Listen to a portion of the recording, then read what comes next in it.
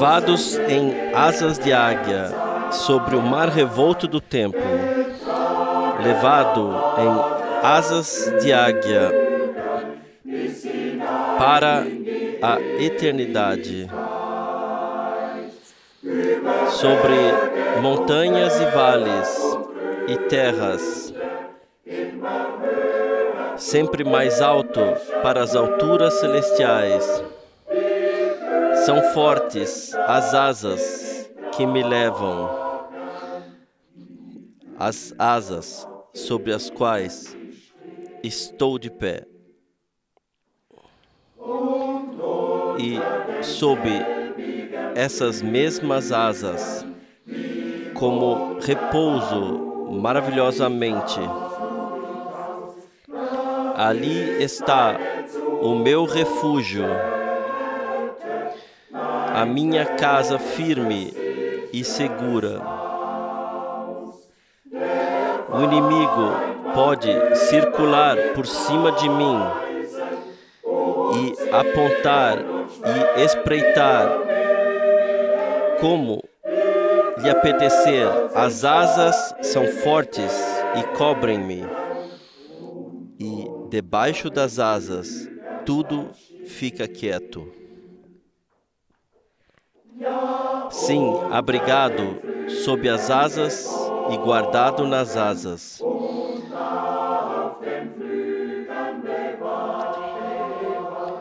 Isso dá um descanso bem-aventurado, que dá uma viagem feliz, que dá um conhecimento seguro na mudança de peregrinação, porque debaixo das asas está a paz e sobre as asas está a força.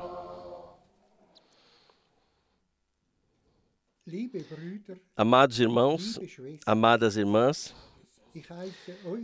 eu vos dou as mais calorosas boas-vindas de coração no precioso nome de nosso Senhor Jesus Cristo.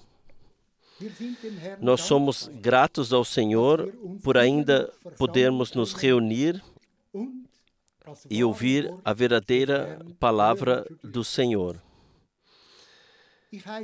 Eu também desejo as boas-vindas a todos aqueles em todo o mundo que estão conectados,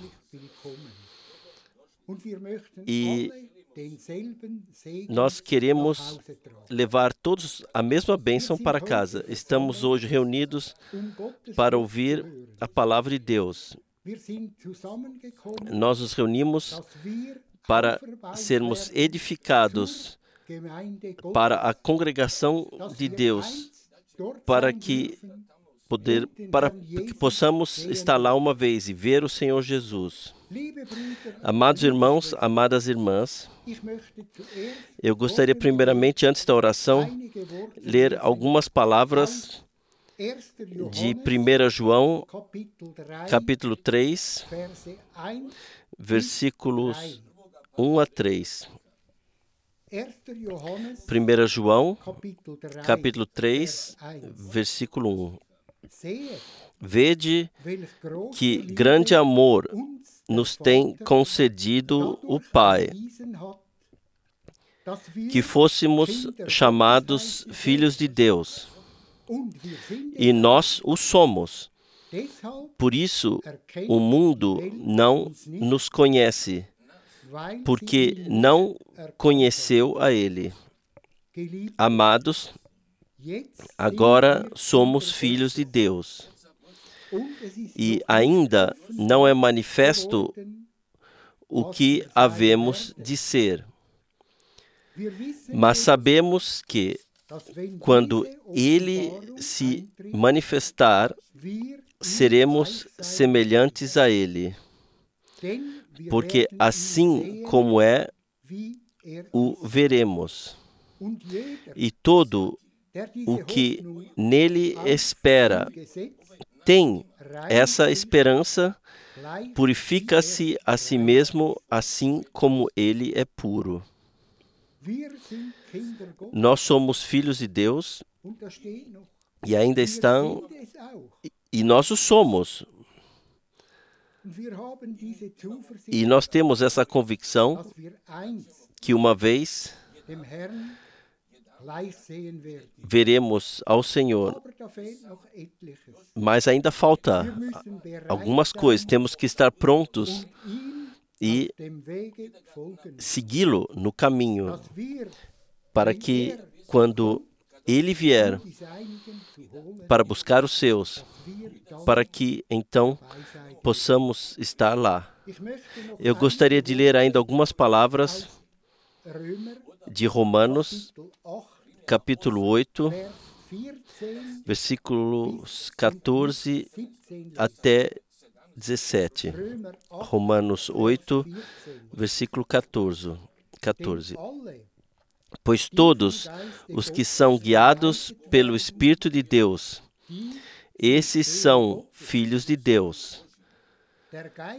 Porque não recebestes o espírito de escravidão, para outra vez estardes com temor, mas recebestes o espírito de adoção, pelo qual clamamos, Abba, Pai.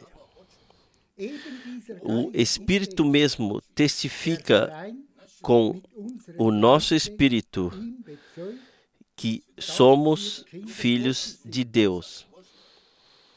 E se filhos, também herdeiros, herdeiros de Deus e co-herdeiros de Cristo. Se é certo que com ele padecemos, para que também com ele sejamos glorificados. Amados irmãos, amadas irmãs, que palavra maravilhosa, que nós podemos ser filhos de Deus, não somente filhos de Deus, mas também herdeiros, e nós agradecemos ao Senhor por sermos de fato. Nós lemos em 1 João 3, no versículo 1. Amados irmãos, amadas irmãs, virá o dia, e ele não está mais longe. Então o Senhor Jesus virá buscar os seus. E nós pedimos ao Senhor que possamos estar juntos. Nós queremos orar. Sim, fiel Senhor, nós te agradecemos, nós louvamos e glorificamos o teu maravilhoso, glorioso nome de Jesus. Nós te agradecemos por essas palavras que nós lemos, que nós podemos ser seus filhos. Nós te agradecemos, Senhor Jesus, por tu continuares a edificar na construção e por nós sermos as pedras dessa construção. Mas tu, Senhor Jesus Cristo, tu és a pedra da esquina para essa construção, para o templo de Deus. Sim, Senhor Jesus, prepara-nos para este dia. Retira tudo o que não é de ti.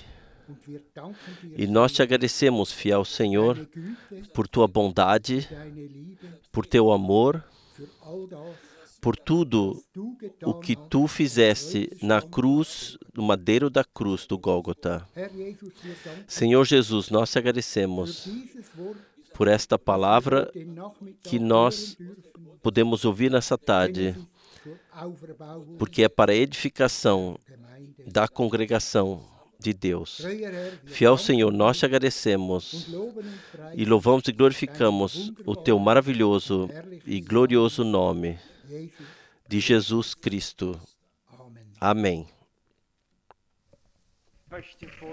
Antes da oração, eu gostaria de ler de Filipenses capítulo 4, a partir do versículos 4 a 9. Podemos para isso nos levantar. Filipenses capítulo 4, a partir do versículo 4. Regozijai-vos sempre no Senhor. Outra vez digo, regozijai-vos. Seja a vossa moderação ou mansidão conhecida de todos os homens. Perto está o Senhor. Não andeis ansiosos por coisa alguma, antes em tudo sejam os vossos pedidos conhecidos diante de Deus pela oração e súplica com ações de graças. E a paz de Deus, que excede todo o entendimento, guardará os vossos corações e os vossos pensamentos em Cristo Jesus. Quanto ao mais, irmãos, tudo o que é verdadeiro, tudo o que é honesto, tudo o que é justo, tudo o que é puro, tudo o que é amável, tudo o que é de boa fama, se há alguma virtude, se há algum louvor, nisso pensai. O que também aprendestes e recebestes e ouvistes e vistes em mim, isso praticai, e o Deus de paz será convosco. Vamos orar. Pai Celestial, nós te agradecemos de todo o coração pelo grande privilégio de estarmos reunidos diante da tua santa face,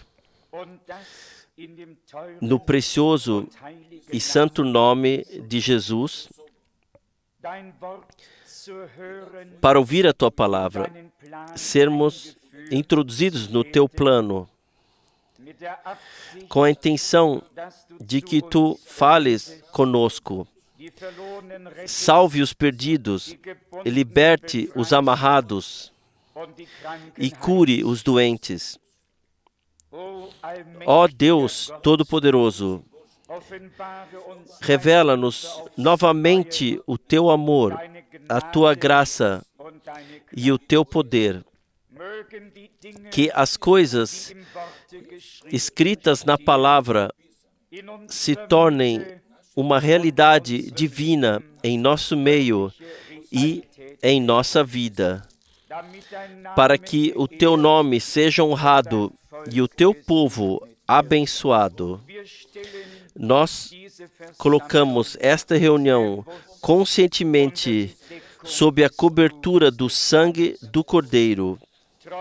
Fiel Senhor, perdoa-nos a todos, assim como nós perdoamos a todos aqueles que se tornaram culpados contra nós.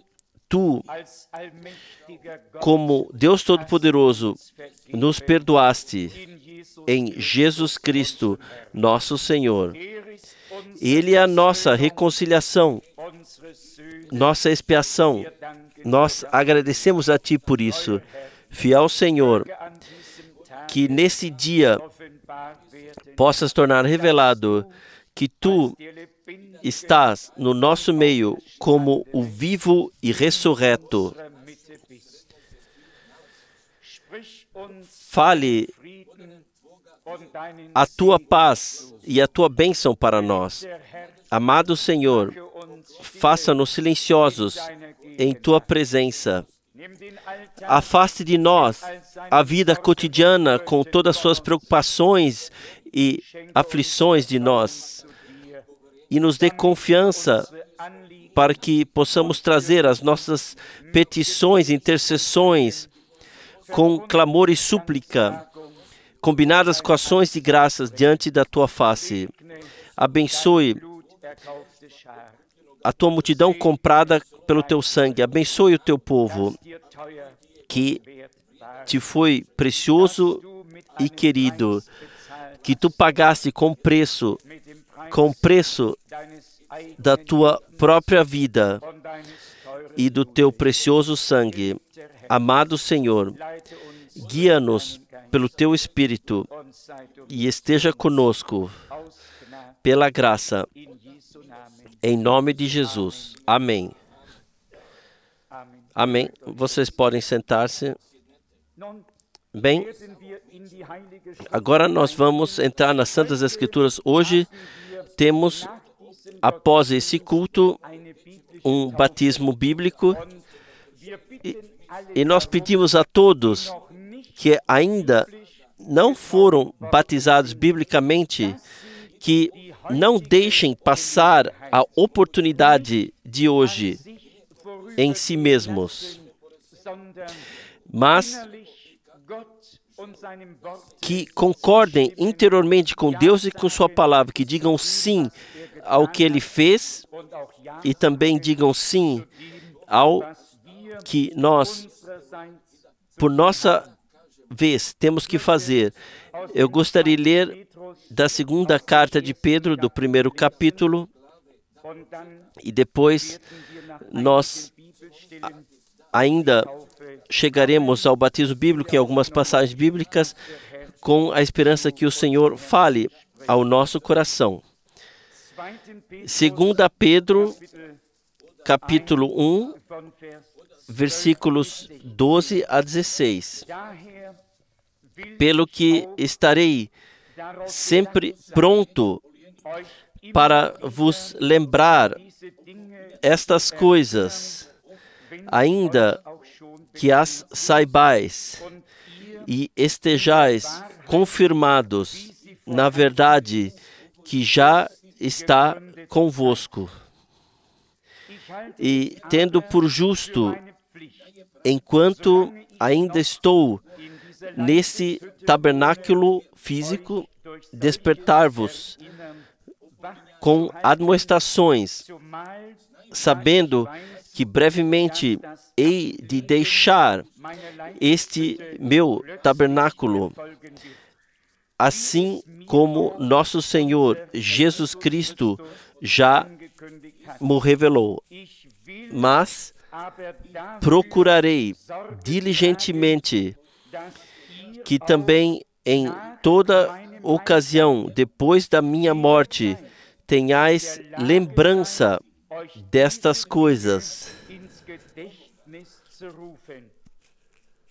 Porque não seguimos fábulas engenhosas quando vos fizemos conhecer o poder e a vinda de nosso Senhor Jesus Cristo, pois nós fôramos testemunhas oculares da sua majestade. Nós estamos lidando, como sabemos, com o Conselho de Salvação de Deus, que está seguindo o seu curso no decorrer do tempo da graça e em breve será concluído.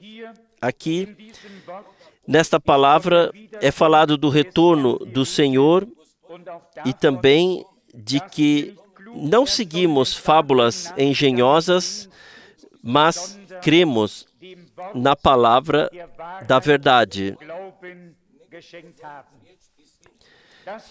Isso nos alegra, isso nos deixa gratos pelo fato de Deus ter colocado também nesse tempo a palavra da verdade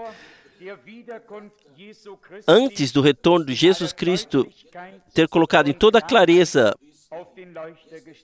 a luz do castiçal. Que todos aqueles que estão dispostos a servir ao Senhor e segui-lo não precisem permanecer nas trevas, nem na obscuridade, nem na ignorância, mas possam ver a luz brilhante da palavra profética revelada. E Pedro explica isso nos versículos 19 a 21, quando ele escreve: e quão firme temos então a palavra profética. Nós lemos essas passagens bíblicas várias vezes e as contemplamos. Mas será que compreendemos em sua total profundidade o impacto da mensagem de Deus para esse tempo? Será que reconhecemos o que o Senhor nos deu através disso? Que nós, nesses dias em que tudo vai por cima e por baixo, desordenado, quando há inúmeras direções e interpretações de todos os tipos, que Deus nos concedeu a graça de encontrarmos de volta a sua palavra e que reconhecemos o mensageiro e a mensagem. Também enfatizamos que, desde o início do Novo Testamento, as promessas feitas no Antigo Testamento se tornaram realidade. O que Isaías profetizou no capítulo 40, no versículo 3, e que havia sido escrito por cerca de 700 anos, de repente se tornou realidade na pessoa de João Batista. A promessa se tornou realidade. A voz profetizada estava lá. O caminho foi preparado para que a glória de Deus pudesse ser revelada.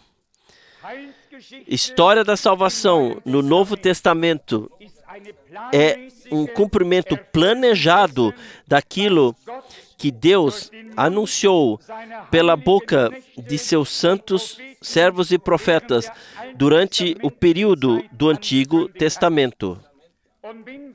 E quando encontramos esse fio profético ou esse caminho profético que nos foi dado para a parte profética da história da salvação, então teremos orientação divina. Então poderemos encontrar nosso caminho em meio a toda a confusão.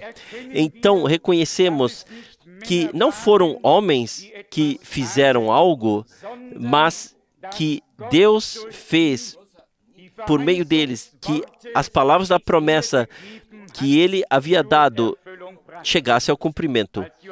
Quando, naquela época, foi perguntado a João, nós podemos ler sobre isso no Evangelho de João, capítulo 1, quando ele foi perguntado quem ele era, ele disse com muita clareza. Aqui lemos a partir do versículo 19. E este foi o testemunho de João quando os judeus lhe enviaram de Jerusalém sacerdotes e levitas para que lhe perguntassem: quem és tu? Ele, pois, confessou e não negou. Sim, confessou: eu não sou o Cristo. Ao que lhe perguntaram: pois que és tu Elias? Respondeu ele: não sou. És tu o profeta? E respondeu: não. Disseram-lhe, pois, quem és? Para podermos dar resposta aos que nos enviaram. Que dizes de ti mesmo? Respondeu ele: eu sou a voz do que clama no deserto. Endireitai o caminho do Senhor, como disse o profeta Isaías. Para mim, isso é algo muito precioso. Eu gostaria de enfatizar mais uma vez. Com o início do Novo Testamento, foi marcado o começo do cumprimento da profecia bíblica e a realização do plano divino de salvação. João começou a proclamar o reino de Deus, mas ao mesmo tempo ele era parte integrante desse reino de Deus. Nele se cumpriu o que havia sido escrito para aquela época.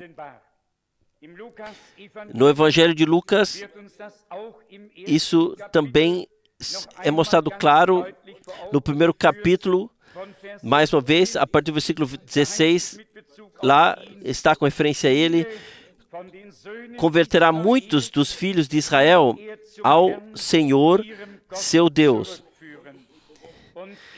e irá diante dele no espírito e poder de Elias, para converter os corações dos pais aos filhos e os rebeldes à prudência dos justos, a fim de preparar para o Senhor um povo apercebido, ou bem preparado. Esse foi o significado e o propósito da mensagem divina na primeira vinda de nosso amado Senhor e Salvador. Esse é o significado e o propósito da mensagem divina agora, antes do retorno de Jesus Cristo, nosso Senhor, para preparar o caminho para Ele, o Deus vivo, para que Ele chegue ao seu direito e, ao mesmo tempo, para que um povo bem preparado seja criado para o Senhor. E lá o profeta Zacarias, ele deu uma maravilhosa promessa: não será por exércitos nem por força, mas pelo meu Espírito, diz o Senhor. Deus opera por meio de seu Espírito, lá onde sua palavra da promessa divina pode se tornar realidade no tempo determinado. Deus opera naqueles que recebem a palavra da promessa, que creem nela e que esperam o seu cumprimento. Eu sei que nós esperamos mais de Deus do que apenas a repetição das promessas que Ele fez. Nós esperamos que, ao final do tempo da graça, o resultado seja o surgimento de uma congregação do Deus vivo totalmente restaurada e viva. Nós sabemos que o retorno do Senhor não pode ocorrer até que o chamado, a restauração e a restituição tenham ocorrido. Nós podemos ler isso, como também já lemos e ouvimos muitas vezes em Atos dos Apóstolos, capítulo 3, nos versículos 20 e 21, pois está escrito aqui: e envie Ele o Cristo, para que venham tempos de refrigério na presença do Senhor, e para que Ele envie Jesus, aquele que foi ungido para vós.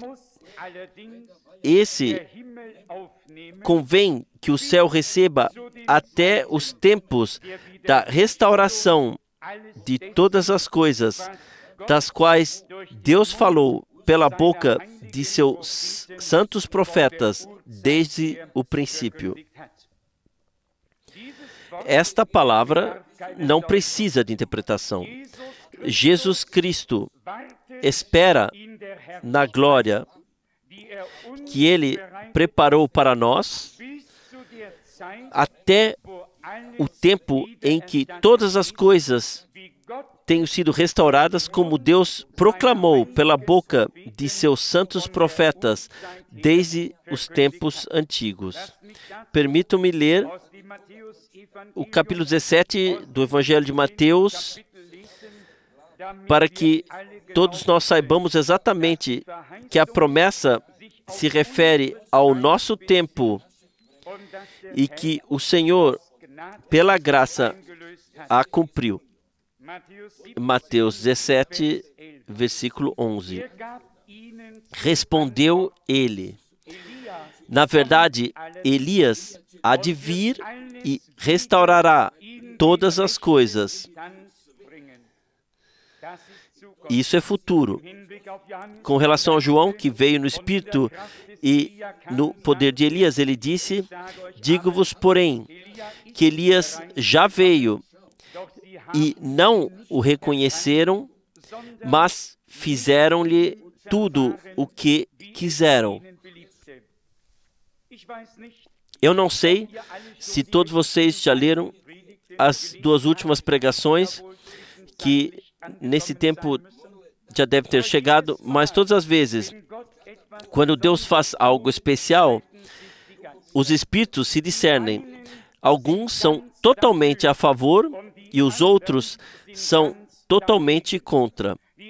Alguns são completamente cheios do amor de Deus, os outros estão explodindo de ódio. Essa é uma divisão que sempre atravessa no meio do povo quando Deus faz algo especial. Alguns reconhecem o dia da visitação graciosa de Deus, agradecem a Deus por sua palavra. Os outros encontram falhas nisso ou naquilo. Para eles, isso ou aquilo não está certo e eles não percebem que se trata de concordar com Deus e sua palavra. A maioria das pessoas aplica seus próprios padrões e qualquer coisa que não esteja de acordo com a sua doutrina e seu conhecimento é automaticamente inadequado para, ou está errado para elas. Por quantos Deus deve tomar partido, o caminho de Deus parece diferente. Nós temos que nos permitir ser corrigidos por Deus, ser trazidos ao estado correto. Temos que deixar nossos próprios caminhos e seguir o caminho de Deus. Temos que deixar nossas próprias palavras para trás, a fim de permitir que as palavras de Deus prevaleçam. Mas somente alguém que tenha morrido para si mesmo pode fazer isso, que não esteja convencido de si mesmo, do seu conhecimento, que gostaria de compartilhar a todos os outros. E há tais pessoas que têm tanto conhecimento, na verdade, eles têm conhecimento demais, que querem compartilhar-o com os outros. Vocês estão interessados no meu conhecimento? Eu estou interessado no conhecimento de vocês? Mas certamente não. Mas juntos estamos todos interessados na vontade de Deus.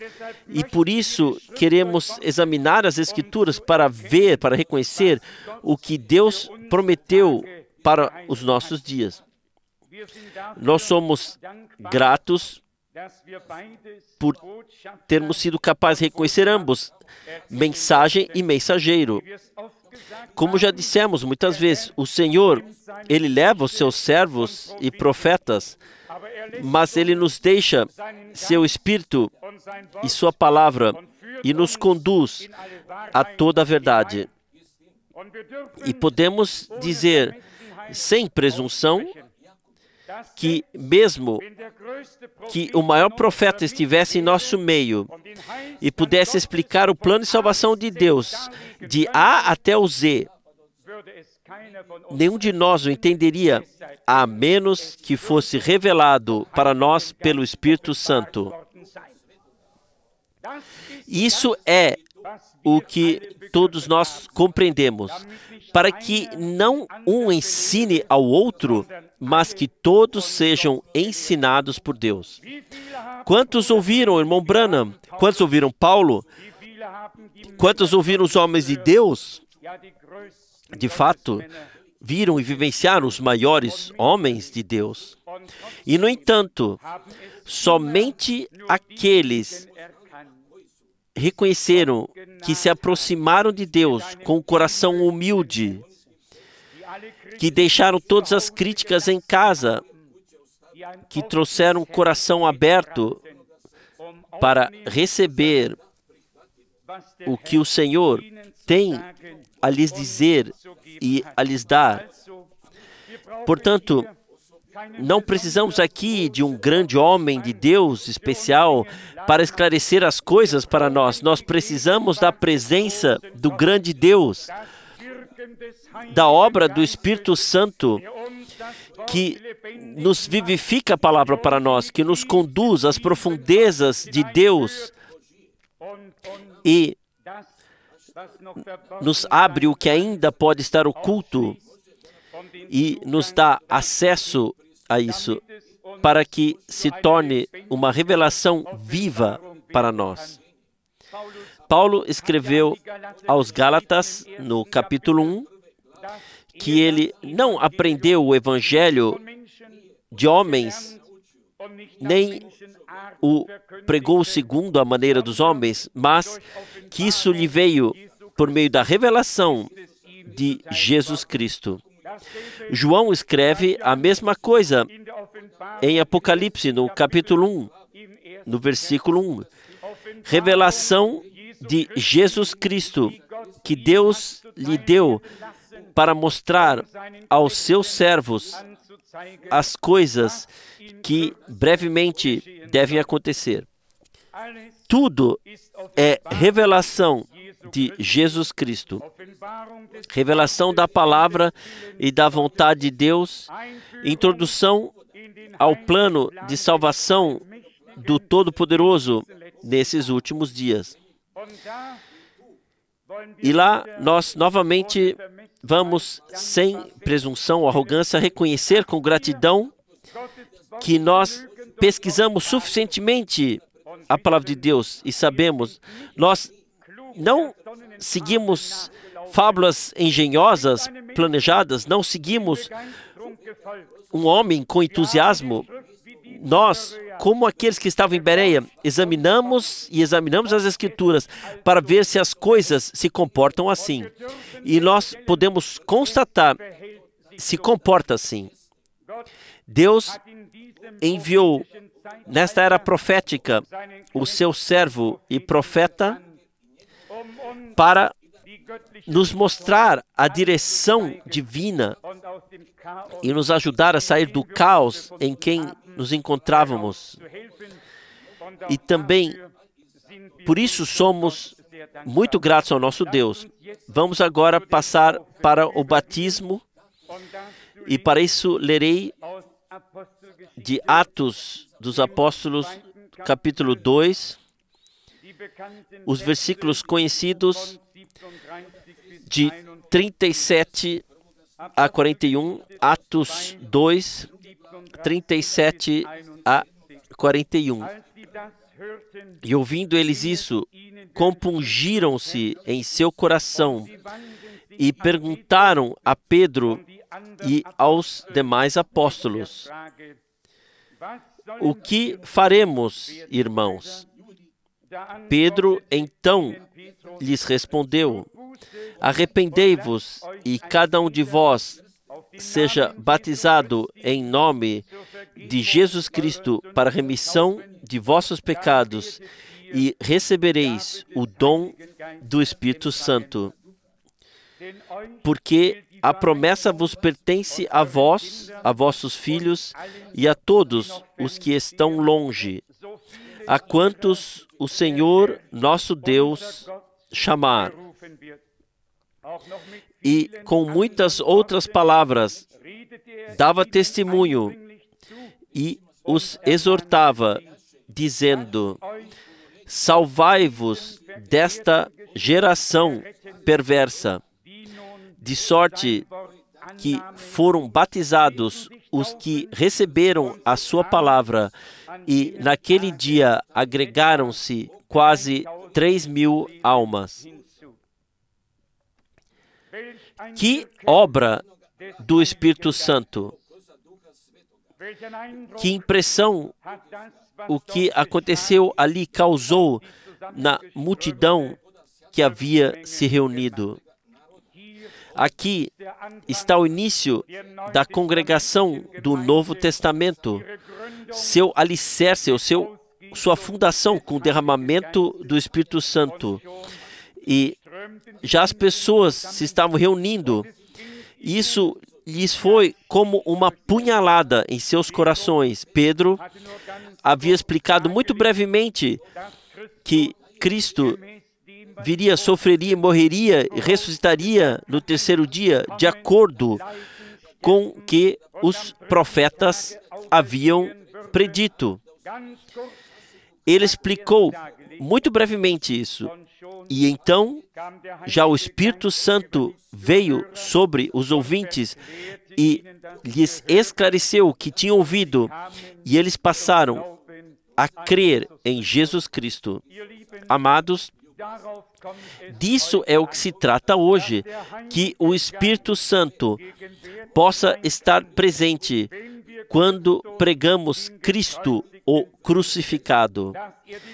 Que Ele possa esclarecer o que aconteceu no Gólgota para as pessoas e levá-las à fé. Aqui, como pudemos ler antes, está escrito: o Senhor disse ao meu Senhor: assenta-te à minha direita, até que eu ponha os teus inimigos por escabelo de teus pés. Saiba, pois, com certeza, toda a casa de Israel, que a esse mesmo Jesus, a quem vós crucificastes, Deus o fez Senhor e Cristo. O povo de Israel reconheceu que haviam crucificado seu Salvador. Isso foi para eles como uma punhalada no coração. Hoje, nós reconhecemos que Cristo foi para a cruz em nosso lugar. Que nós tivemos que suportar o juízo da morte pela lei de Deus, mas que esse julgamento lhe atingiu. O castigo recaiu sobre ele para que nós tivéssemos paz, e por suas feridas nós fomos curados. A redenção significa um ato divino, uma intervenção divina na história da humanidade, um grande dia de reconciliação de Deus para a humanidade. Eu sou lembrado agora de que quando o irmão Müller disse ontem em Salzburg: imaginem que minha filha acordou e veio até mim bem cedo e disse: eu tive um sonho, eu vi como uma luz descendo do céu e de repente essa luz se formou em uma cruz brilhante. E ficou claro, não somente para mim, mas para todos nós. A cruz tem que estar levantada, e com a cruz, a reconciliação, o perdão, a graça e a salvação. Lá onde a cruz é removida, surge ódio e discórdia, surge o atestado de culpa, surge o muro da separação, restaura-se o estado original, como era antes desse grande dia da expiação, da reconciliação. E isso nenhum crente deveria fazer, não. O estado original, ele não vale sequer mais. Ele não existe sequer mais. As coisas velhas já passaram, eis que tudo se fez novo, pois Cristo, nosso Cordeiro da Páscoa, foi morto. Ele se entregou por nós para que pudéssemos sair livremente. Na carta aos Romanos, nos capítulos 6 e 8, Paulo iluminou essa linha de pensamento mais uma vez, Sim, na verdade, em muitos capítulos aqui, mas em relação ao batismo, vamos ler em Romanos 6, versículo 3, talvez já no versículo 1, para fins e contexto. Que diremos, pois? Permaneceremos no pecado para que abunde a graça? De modo nenhum. Nós que já morremos para o pecado, como viveremos ainda nele? Ou porventura ignorais que todos quantos fomos batizados em Cristo Jesus, fomos batizados na sua morte?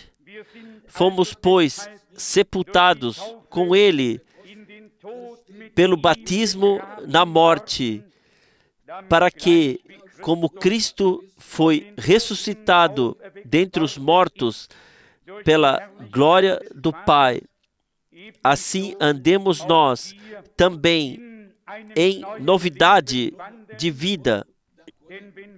Porque se temos sido unidos a Ele na semelhança da sua morte, certamente também o seremos na semelhança da sua ressurreição.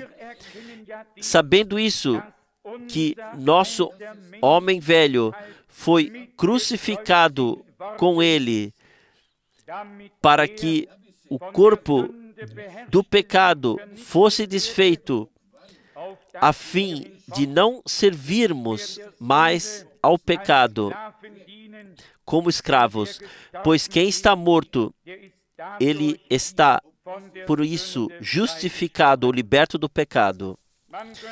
Poderíamos continuar com a leitura. Importante é que nós aceitemos isso na fé, o que nos foi dito aqui. Nós fomos crucificados com Cristo, morremos com Ele. Nosso velho homem foi crucificado junto para que algo novo pudesse surgir por meio da graça de Deus. E é por isso que Paulo escreve aos Coríntios: se alguém está em Cristo, nova criatura é. Isso tem que ter se tornado assim. Isso não pode apenas estar na Bíblia, não apenas ser um conhecimento ou um ensino,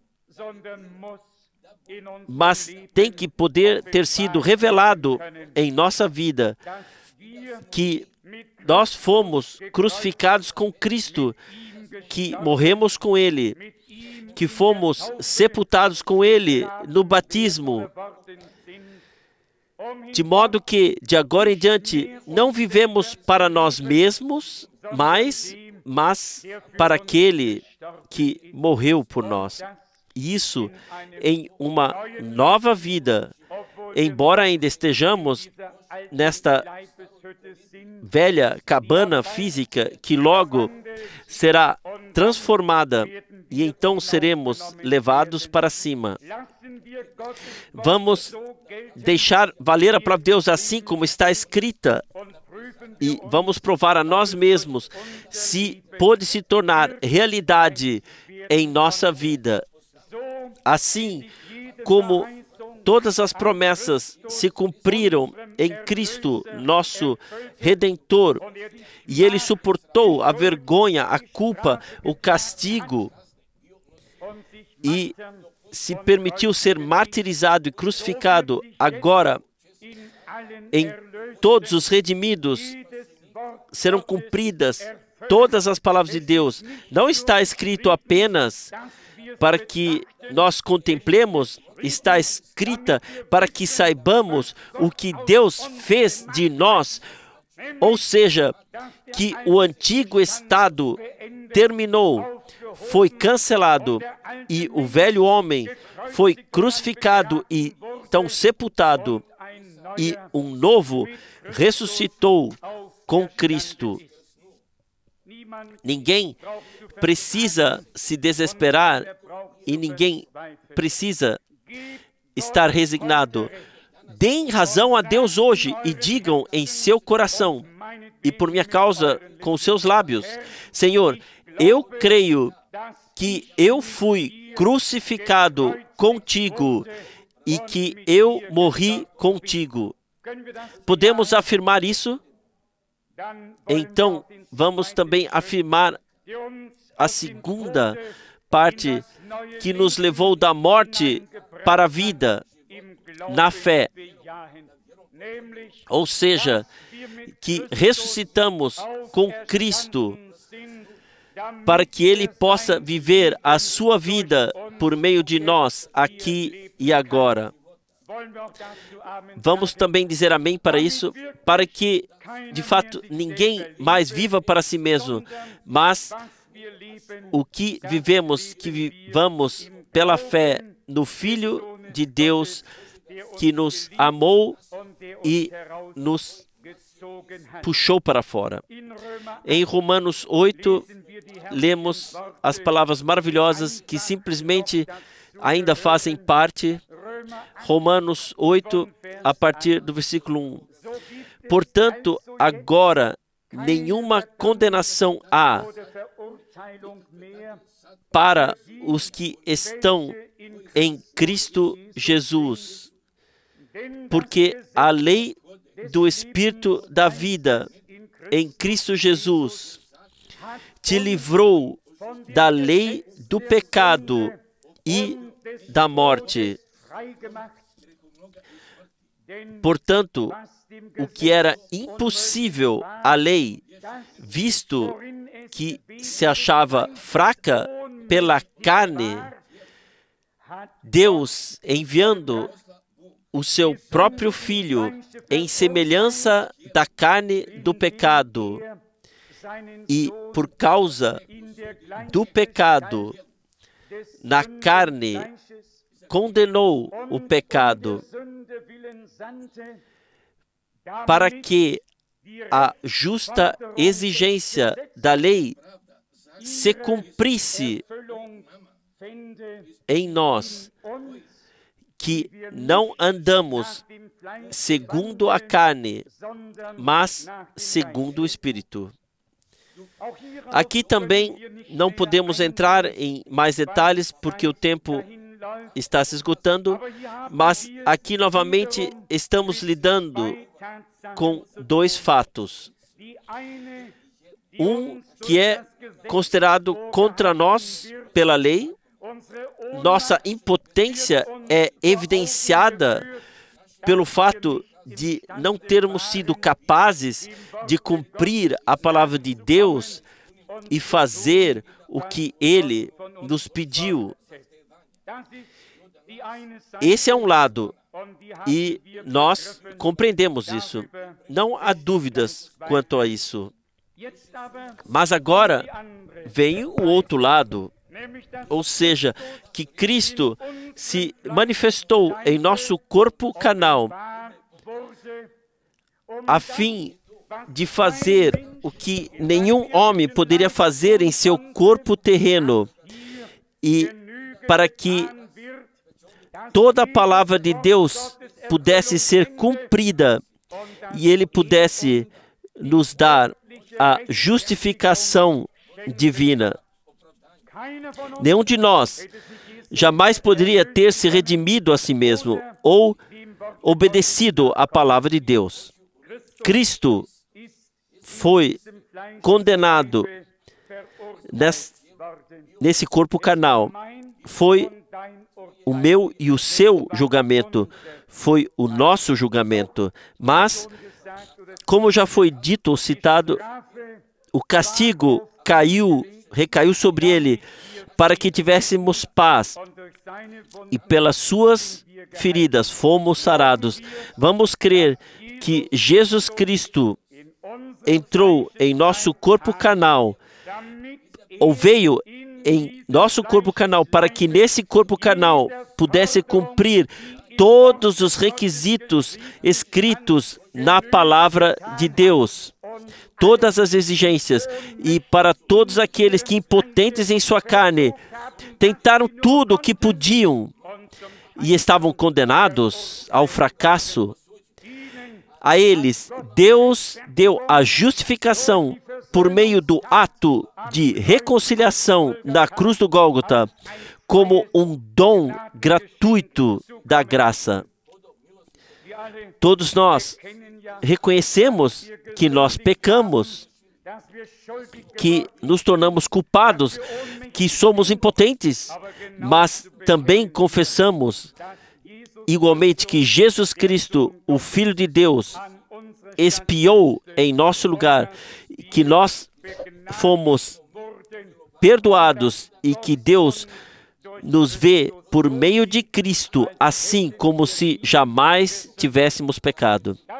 Isso não podemos compreender, mas plena justificação significa, e o irmão Branham diz isso também em uma pregação, Deus nos vê assim como se nunca tivéssemos pecado. Imaginem que nós aparecêssemos na glória de Deus e o Senhor olhasse para você e para mim e se lembrasse das coisas e de nós, as coisas que fizemos nessa vida. Então a glória não seria mais glória e a alegria não seria mais alegria. Não, o velho desaparecerá para sempre. Eis que tudo se fez novo e está escrito no Apocalipse. Aquele que está assentado no trono disse: eis que faço novas todas as coisas, e não haverá mais lembrança do estado anterior. Isso é algo maravilhoso.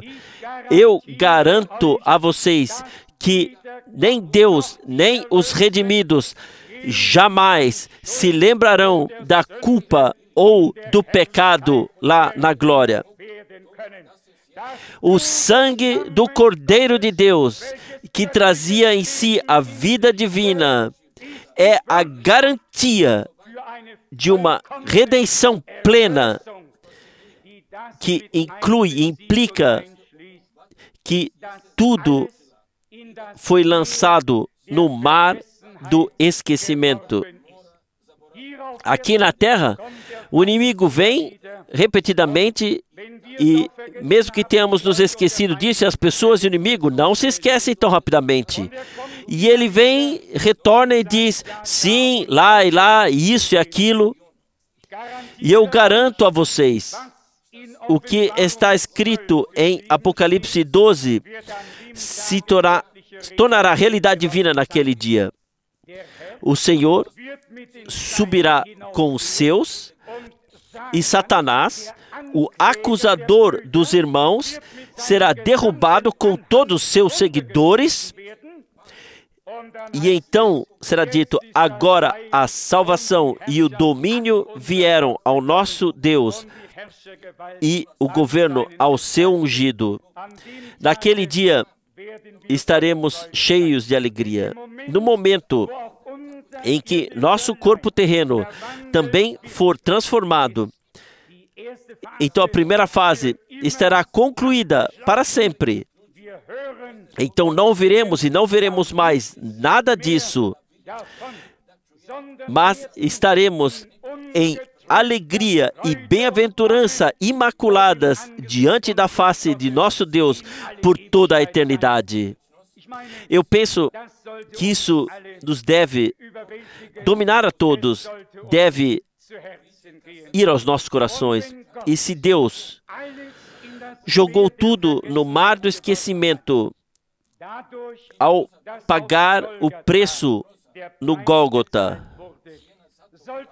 não deveríamos também nós ter a mentalidade de Jesus Cristo e olhar uns para os outros do ponto de vista de Deus e não mais imputar nada ao outro, mas crer que Deus perdoou a mim e a você, a todos nós, e que Ele não se lembra mais da culpa e do pecado. Isso é graça, isso é redenção, isso é evangelho. pleno evangelho. E lá o irmão Branham usa a expressão, ele usa a expressão simples, eu creio na eterna segurança. Ele realmente cria que um filho de Deus que nasceu de novo e recebeu a semente divina em si mesmo, que ele simplesmente estará na glória. Que Deus não apenas salva temporariamente, depois deixa cair e depois esquece, não. A misericórdia de Deus que nós vivenciamos também não teve começo e também não terminará. Deus diz, de quem eu tiver misericórdia, terei misericórdia, e de quem eu me compaixono, desse eu tenho compaixão. Agora, uma palavra direta a todos aqueles que ainda não foram batizados biblicamente.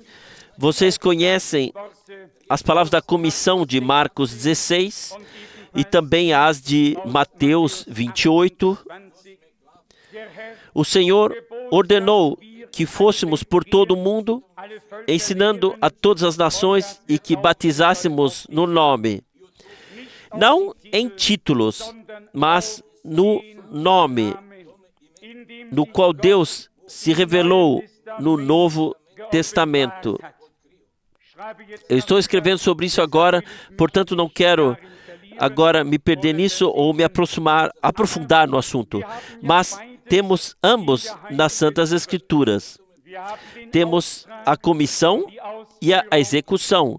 Temos a ordem e temos os irmãos como testemunhas que a executaram de acordo com a palavra do Senhor.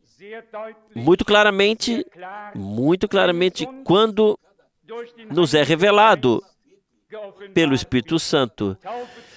Batizai-os no nome do Pai, do Filho e do Espírito Santo. Antes de fazer isso, temos que saber qual é o nome. Jesus orou, santificado seja o teu nome. Que nome? Ele não foi pronunciado lá. Ou guarda-os em teu nome. Sim. Qual é o nome dele? De que nome se trata? Nós lemos isso em Atos 2, 38. Vocês podem ler isso no capítulo 8, versículos 15 e 16. No capítulo 10, versículo 48. No capítulo 19, versículos 5 e 6. Já lemos Romanos 6, versículo 3. Vocês podem procurar em todos os lugares. Todos os que foram batizados desde o Pentecostes foram batizados em nome do Senhor Jesus Cristo, pois esse é o nome no qual Deus se revelou como Pai para nossa salvação e redenção no Novo Testamento, como Pai, Filho e Espírito Santo. Se quem não consegue ver isso, então temos que dizer que é quase que pode ser compreendido matematicamente sem nenhuma revelação especial. Isso que eu quero dizer. Quem lê devagar e simplesmente não deixa pensar seus próprios pensamentos, mas reflete uma vez sobre aquilo que acabou de ler, está no singular, e batizai-os em seu nome. Sim, mas qual é o nome? Se eu perguntasse quanto é 3 vezes 3, então ninguém responderia, 3 vezes 3 é 3 vezes 3. Então me dariam a resposta. Se perguntarmos qual é o nome, então mesmo até professores ou ensinadores repetem a tarefa e não dão o resultado. Graças seja a Deus que nós temos nas Santas Escrituras ambas as coisas, tanto a tarefa quanto o resultado. Os apóstolos ensinavam, pregavam, agiam, andavam e batizavam de acordo. Paulo, Filipe, Pedro, quem quer que fosse, todos foram batizados em nome do Senhor Jesus Cristo. E assim também nós hoje teremos a oportunidade de realizar um batismo bíblico. E eu gostaria de pedir a todos que levem aos seus corações. Não discutam com carne e sangue. Não perguntem a pessoas que não sabem. Deixem que Deus vos ensine. E isso acontece por meio de sua palavra, que nós já contemplamos. E que Deus possa vos dar uma concordância interior à sua palavra. Não com argumentos, mas com cumprimento obediente da sua palavra. E nisto, e sobre isso, está a bênção de Deus para todos nós. E pode ser encontrada nisso, como está a respeito de Pedro. E com muitas outras palavras, lhes falou, dizendo: salvai-vos ou deixai-vos salvar desta geração perversa. Assim, nós tentamos fazer aqui com essas poucas palavras. Despojai-vos de toda a perversidade, toda falsa tradição, de tudo que está errado. Colocam-se do lado de Deus, do lado daqueles que andaram com Jesus, que falaram, pregaram e agiram em seu nome.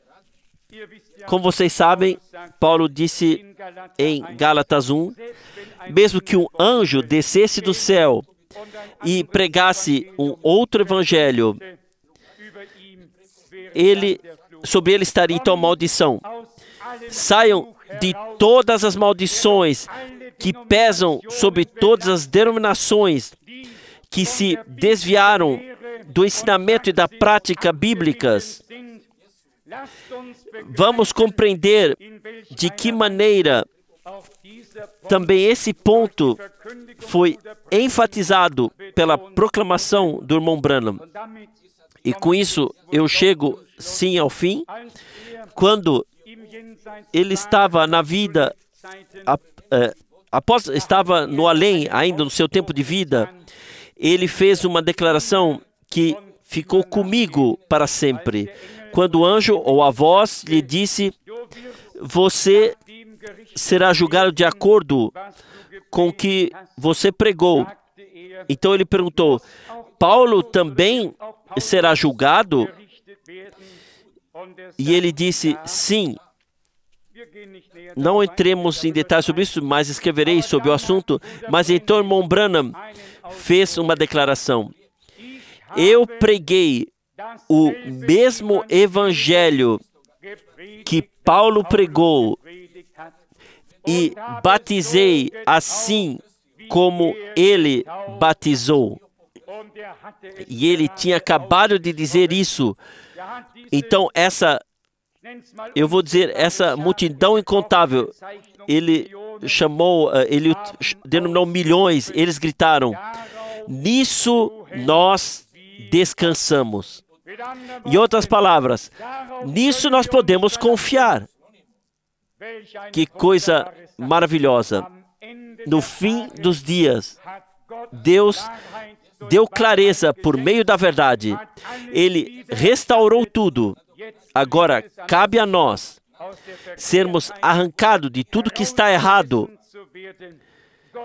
de dar razão a Deus e também nos libertar nesse ponto de todas as tradições, de todo o fermento romano e nos tornarmos uma massa doce de sinceridade e verdade diante da face de Deus. Eu penso, os tempos são tão sérios que nós temos que chamar a atenção de vocês dessa forma séria, levar aos seus corações, não porque queremos machucar alguém, não. Nós devemos ser ajudados, e eu estou convicto de que Deus nos ajudou a todos nós. Louvado e glorificado seja o seu santo nome. Aleluia. Amém.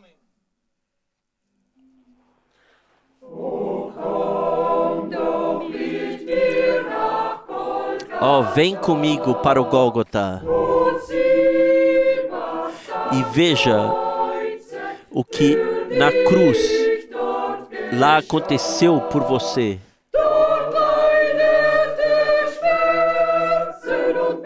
Lá ele suportou as dores e orou por você, abandonado pelas pessoas, zombado e ridicularizado.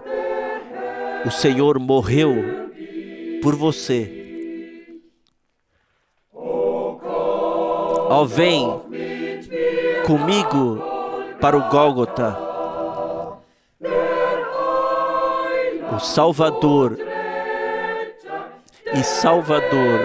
e Redentor esteve lá.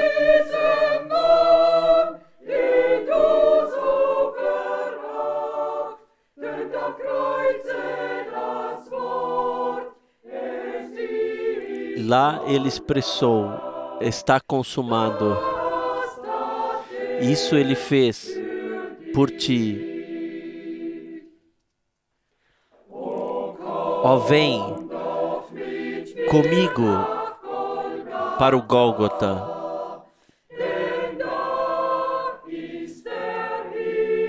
Porque lá o céu está próximo de ti na terra. Ó, veja o teu pecado que Jesus tomou sobre si quando ele na cruz, ele morreu na cruz.